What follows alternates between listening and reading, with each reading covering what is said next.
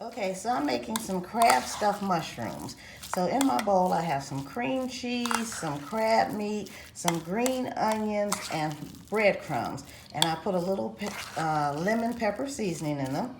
I took my mushrooms and pulled the center out, and I cut that up and put it in my bowl as well. So what I'm gonna do now is make little balls and stick them in my mushrooms.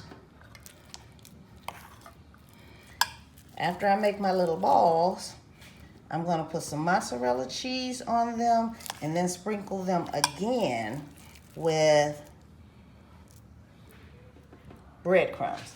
Let me wash my hands for 1 second. Okay, I'm going to, okay, what I'm gonna do, I'm just gonna put a little bit of mozzarella cheese on top. Oh, mozzarella cheese. And then I'm gonna sprinkle some breadcrumbs. I'm gonna bake these on 375 for 20 minutes.